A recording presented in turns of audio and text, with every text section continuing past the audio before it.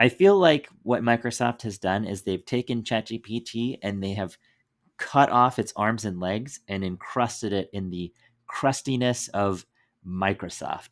And still, it is pretty helpful. Have you thought about using Microsoft's Copilot for Outlook? In this episode, I'll teach you how to use it and give you my opinion on whether I think it's worth it. So, first things first, what is Copilot? Now, Microsoft Copilot is one thing, okay? And a while back, Microsoft had its kind of Copilot thing, and then it had these other things that it called Copilot. There were a whole bunch of things called Copilot, and I think they've mostly unified that term to mean their AI helper you're using inside of one of their apps like Outlook or Excel or PowerPoint. So that's kind of what Microsoft Copilot is at this point. Now, simultaneously to that, in every other industry under the sun, people have come up with Copilot this and Copilot that. And originally the term Copilot was in a plane, you'd get into a plane and there was the pilot, and then there was the Copilot, and the Copilot would help fly the plane. So that's where the term came from, right? But now, in just about everywhere you look, there is some kind of Copilot, and the metaphor stands true for the most part. If you're in a product and it's helping you to do a thing as if it were a human or human-like, it's doing some of the thinking, some of the processes, some of the work for you. That's how to think about Copilot. And today we're just going to look at Copilot within Outlook. And I think that most people on the planet use email.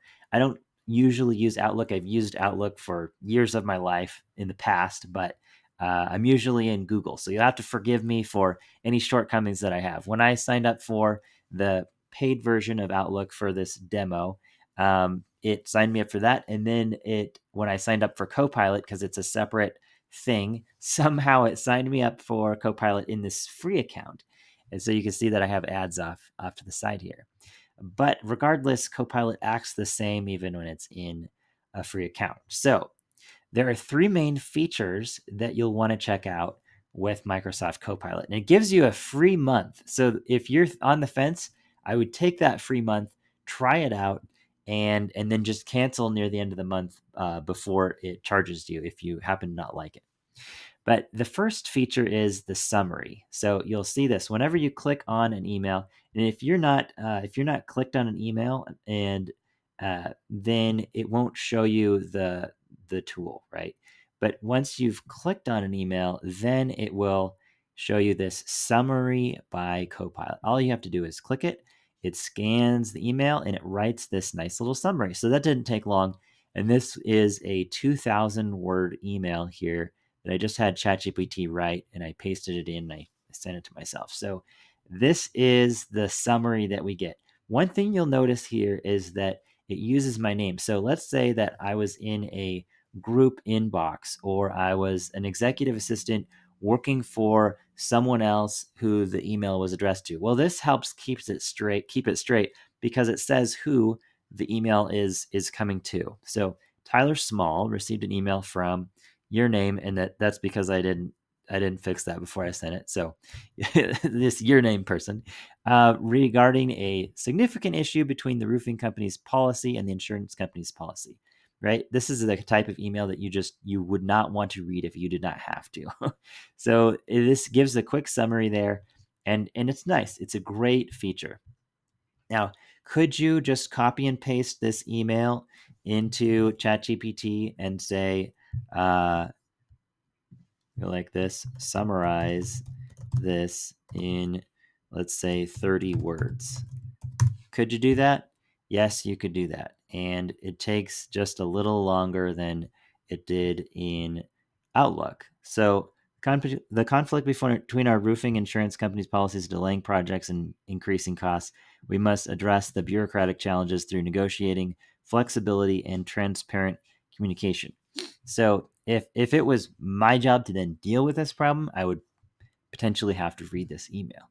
But if it's just an FYI, or if I was copied on the email, then that's another situation when this, who's it written to, and I'm just, skimming through. like this would be really helpful. Like, oh, okay, Tyler Small is the one who has to deal with this thing. If I'm not Tyler Small, which I happen to be Tyler Small, but if I wasn't, then I would know, okay, I just need to be aware of this. And these are the steps that we're going to take. Make sense. Moving on, right? Without having to read through that 2,000 word email. So that's the first feature. Can you do it in ChatGPT? Yes, you can. Absolutely. Is it a little faster to do it in a built-in? Yes, I think it is. So the next thing we'll do is we'll go ahead and write an email. And let's say that, so I want to show you something here. Before let's see, go to drafts. Okay. So before I click on new email, you're not going to see Copilot. So that's one thing that I want to save everyone from confusion on. When you first look at this, it will not have Copilot anywhere. It's not to be seen until you're looking at a specific email. So now I'm going to write an email. And what I'm going to do is I'm going to click here just so you can see it. This is the Copilot logo. So if you're in another app and you're looking for it, this is what it looks like. And you do a little mouse over and it shows that's Copilot. So I can draft with Copilot or I can get some coaching from Copilot. So this is features 2 and 3. So let's look at draft with Copilot. Now, if I'm drafting a response to an email, it sometimes comes up with some options. Oh, respond and offer some dates to schedule a time. And if you also use Outlook Calendar, it will look at your calendar and it will provide dates that are free on your calendar, which is great. Me, I like to provide a live link to my calendar. So I use Calendly, or there's a new app in Google, the Google Calendar, that does this for free. But anyway, I like to send a live link because if I send 3 dates and those all 3 get scheduled, or the one that they wanted gets scheduled while they're thinking about it, then it ends up more back and forth. It wastes everybody's time. Regardless, if you don't want to do that, you can just use the AI, and if you have your calendar already in Outlook, then it will look at that.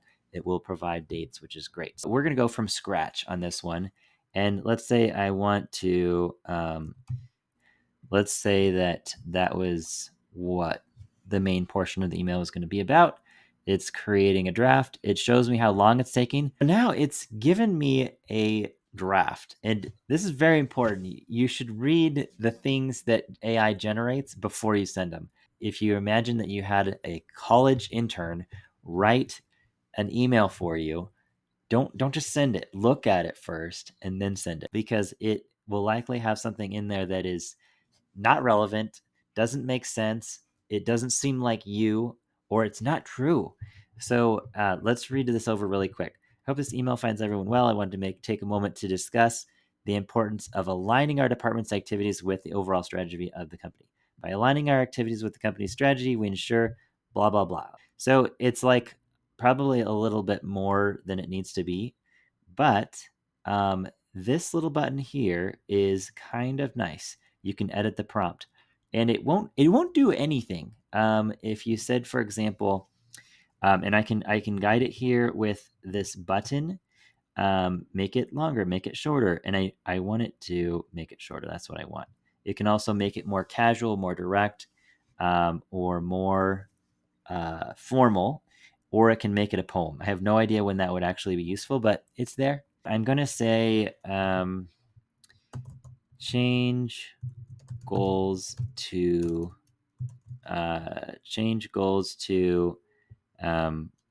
butterflies. Okay, so I'm going to try that and see if it's smart enough to get it. Oh, it cannot do it. So what if I say change the word goals to butterflies? Maybe that's better. Okay, so it tells me that it cannot do this. Now, what's interesting is that if I take it here, oh, that's another thing. Sorry, if I take this and I try and copy it, it does not copy it. Let's just confirm this. Nope, it's copying this email that I copied from here earlier. So this is kind of a problem. So if I'm writing something and I'm working on it, I can't copy it out of here until I click keep it or just discard, and it goes away, right? So I'd have to click keep it. But I want to point out that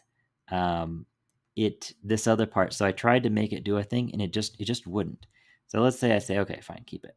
But what I really want to do is that, let's say that it's a longer email, right? And maybe there's 8 times when I use the word goals, and I want to say change the word goals to butterflies. I could also do this with find and replace, right? But if I ask it to do that, it's gonna just do it.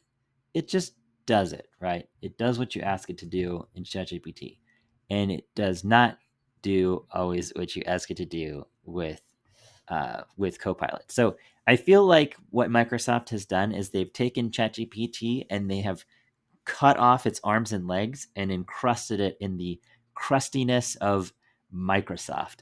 And still, it is pretty helpful. I would say, especially if you're paying for both, then if you're like, you know what, it's beneficial for me to have both, then I would say great, go with it. If you spend a lot of time emailing, it can be good. I can do a reply here, and I'm going to use the coach part now. So, coaching by Copilot. To get coaching for better, more well crafted emails, type in at least 1,000 characters. Okay, so now I'm going to say, write 200 words about a garbage truck that is broken. Okay. So it's going to give me, a fake email that I can work with here. And I'm demonstrating ChatGPT here on the side, kind of embedded in this demo. So hopefully you appreciate that. Okay. And it's kind of laggering for a minute there. There we go. All right. So here we go. Copy, paste. And so it's in. And now before I send it, try draft with Copilot. Well, I already did that. So, okay. So if I want to use this as the prompt, then it'll write an email. So I guess I can let it do that. It's kind of weird how it takes the whole thing and then. So, okay. So it actually turned it into an email, which is pretty helpful. Like instead of saying, that instead of just kind of having it as a passive voice, it has it as like a first person active voice. I understand that, right? Which is expressing empathy. The breakdown of this garbage truck affects these things. I appreciate that, right? So thank you for, I don't think, did it say that before? No. So it actually was helpful in turning this kind of statement into more of an email, right? So I didn't say write an email about, I could have said that. It probably would have done closer to this. It's underneath it all, Copilot is ChatGPT. It's just kind of stripped down and really in sometimes less and sometimes more helpful of a format inside of Outlook. So, okay, so let's say, oh, I can do a retry. Let's see what that looks like. Let's see if it's how different it is. The temperature is a word that describes how different the model is going to be each time it comes up with a thing. So you might come up with 10, you might have the same prompt 10 times, and it'll be a little different each time. So I am writing to provide an update on the garbage truck breakdown. So let's see. I understand that. Oh, interesting. So I actually like this introduction better. It's like more of a contextual opening. So let's keep that one. And keep it. Now, let's say I had written this, right? And I open up the coaching by Copilot, and it's reviewing my tone, clarity, etc. Right? So this is very nice. If you could have something there that was doing this for you. Now, I have to scroll up in order to kind of see my email and this thing. So it gives you some suggestions on tone instead of we understand the broader, consider we are fully aware of the broader, right? So it's giving me some suggestions there. And then it's saying, oh, show. So then it moves on to reader sentiment, show empathy and support. Those are always good things, right? So empathy and support. and it's given me some specific suggestions for that in the gray box there. And finally, clarity. It says include specific details. And that's part of what ChatGPT can't do without my help. I mean, I could say fabricate some specific details and it could do that, but on the real world, like I'm going to have to provide those unless I paste in a transcript from a conversation and then tell it to generate an email to act on a certain part of that. So these are three: tone, reader sentiment, and clarity. Three different areas in which I can improve this. Now I can now say regenerate, but that just regenerates the coaching suggestions. It does not fix the email, which I find sort of maddening. It's like giving you these suggestions. We know full well that we can do this in ChatGPT. We can say, hey, apply these suggestions. Let's see if I can even copy these out. So if I try and copy these out, oh, it can copy it out of there. Okay. So now if I take that and then I scroll down, then I'm going to take this. And if I say, and this is silly, right? I shouldn't have to go from Microsoft Copilot and then put it into ChatGPT in order to get it to do this. This is ridiculous, right? But let's see if we can do this here. Make these changes to the email below. Okay, so then these are the changes. And I'm just going to put so that it knows. I don't know if this will help in reality, but in my mind, it'll be like, oh, these are the three changes. There we go. Make these three changes. That will help it. And then I'm going to say at the top, here is the email. Okay, so let's see if ChatGPT can. Sincerely apologize for the inconvenience. Okay, so there it is. It's applying. So ChatGPT can easily do this task. I don't know why they don't have a button in Outlook that says apply these changes. Like they could have it either next to each one or in here or down in the bottom. Like just have a button that makes the changes. I can't believe they don't have that button. It's so obviously I've just shown you how ChatGPT, like the technology underlying this, is more than capable of doing it, and it doesn't do it. So to me, this is absolutely maddening and frustrating that they didn't just pack it in here, and that they're forcing you to do this manual task of like going in and like, oh, okay, where was that part? Oh, it was here. I'm pasting the, I'm going to take this, and it's lucky that you can copy out of here. You can't add the other thing. And now I'm going to paste it in here. And what part? Oh, now I need to make sure this isn't, I need to remove the quotes now, and I need to make sure it's not bold. And then, so now it's not bold. Oh, now it's bold again. Okay. And now I need to figure out what part to delete or change. And it's like, okay, what was it, that part? Or did I delete too much? Was there something in that sentence that I needed? So this is craziness. Like when we can just throw it into ChatGPT. Another thing that we could do in ChatGPT that would probably be much faster is we could say just, so I'm going to undo those changes so that it's like it was before I pop that in. I can do this and I can say, watch this. So we're looking for tone, sentiment, and clarity. Okay. We can just say, rewrite this email for tone, sentiment, and clarity. Okay. Boom. And what's it going to do? It's going to rewrite the email for tone, sentiment, and clarity. So it's giving us a subject line. Dear residents, we want to update you on the recent disruption. Accomplishes basically the same purpose, and that took much less time than foofing around with Outlook here. So if you're thinking about using the coaching part, I would say, wow, like consider just not messing with that and using using ChatGPT instead. So you can also, of course, write the emails in ChatGPT. The advantage is when you're responding and it gives you the options. All right, this is the draft with Copilot, but it's down here now because I'm responding. It has these options, and it's basically what it's done is it's read what was here before. It's read what I'm responding to, and it's saying, hey, here are three options of how I can response. So it says acknowledge and support, express gratitude and appreciation, request a meeting to discuss further. So let's say I'm like, request a meeting to discuss further.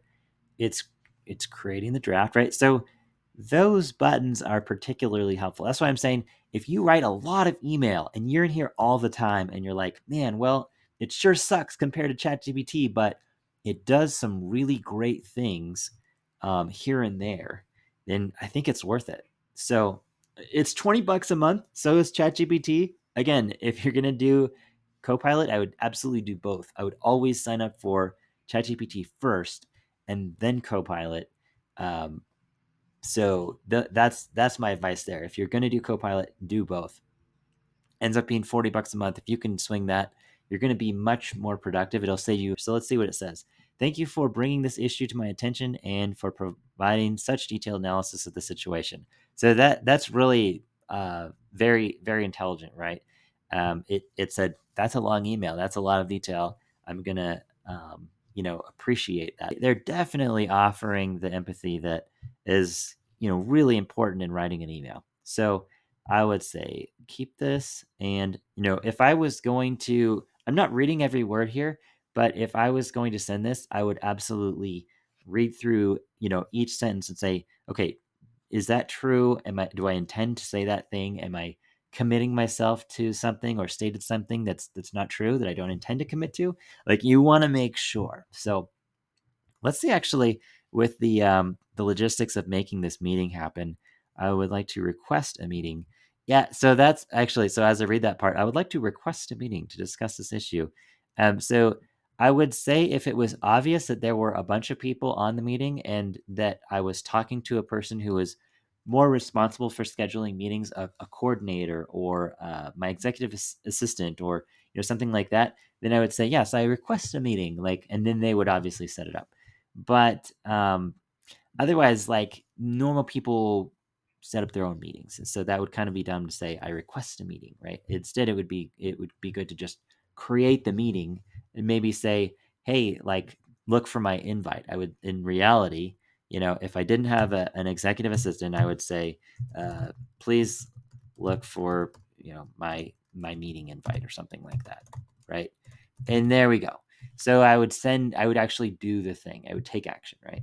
So that's interesting that they didn't look at that it didn't look at my calendar. But let's do a thing. Let's see. Okay, so it's asking me again if I want to do this thing. Instead, okay, it's giving me a gray block. This is something that happened before as I was experimenting with it. Just reload this again. There we go. And there's draft with Copilot. So we'll follow up soon. Support your action plan. Appreciate your. This is interesting because it's not giving me the request a meeting, right? Which is kind of weird. So I'm gonna say thank them, ask, and then present 3 times when I'm available. So let's assume it's 3 people that are outside of my organization. I can't see their calendars, whatever. I am available to discuss this matter further any of the following times. So it's giving times, and unfortunately I can't confirm that it's not, that it's looking around through my calendar, but I believe in reality, in other demos that I've watched, it does show that it works around other engagements that you have. Whenever I give times, I feel like it's appropriate to, oh, this is terrible. So it doesn't give the dates. Let's see. So I'm going to say, now how do I go back to the draft thing? I think I just go in here, right? Okay. So I'm going to see if I can fix it by doing a similar thing as I did in ChatGPT a minute ago. So let's look at this. List out the times I am available with the dates and time zone. Okay. So let's see if it can do it. I'm guessing it will. Creating draft. The suspense is killing me. Okay. Thank you for bringing this up. No, it didn't. List out the times when I'm available. Maybe I should say list out the times in bullet format. Let's try that. The one that I saw, it created, it was boom, boom, boom, like in a list. There we go. It's in a list. Now I'm gonna say include dates next to each time that I am available. So it you should never say in an email the day after tomorrow, because then if they send it like uh if they don't read it immediately and they read it in 2 days or something like that, then they're like, wait, when was the day after tomorrow? That they wrote this on the 13th and now it's the 15th. So is that today? Like, they have to go through this math thing. It's terrible. Okay, they say all times are in Eastern time. That's terrible, and which isn't actually true. Um, I'm not in Eastern time, so they should have just put it up here. At least they got the dates right. Um, so also, it's like it takes more. It's like, I feel like, more complicated to write that than just put EST next to everything, even if that was true. So and they still have this part. So I can't edit this right until I say keep it, and then I can say, because tomorrow really doesn't, unless like for a fact they're going to be reading this like right on the spot.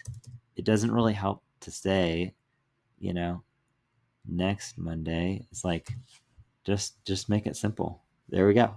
So also I would put spaces here. I don't know why I didn't format it better, but yeah, it needs more spaces. And anyway, so you can see that this can be helpful. And if I was already paying for ChatGPT 4.0 at this point, and I thought, man, if I'm using Outlook every single day, is it worth it? I would say, yeah, it's probably worth it.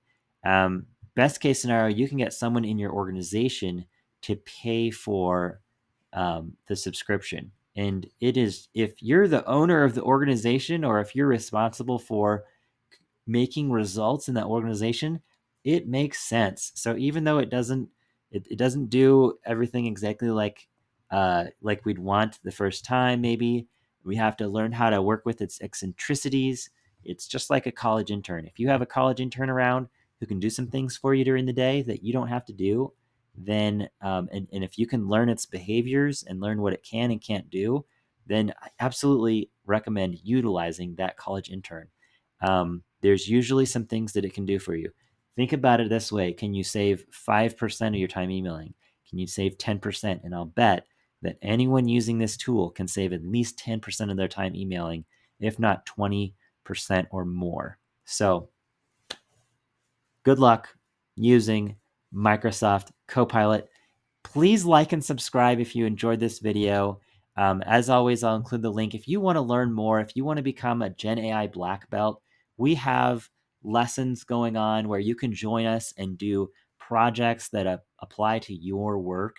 There's a free webinar about it that has all kinds of information about the world of AI, where it's going, what skills you need, and as well as a free consult. So check the link in the description for that. It's wonderful.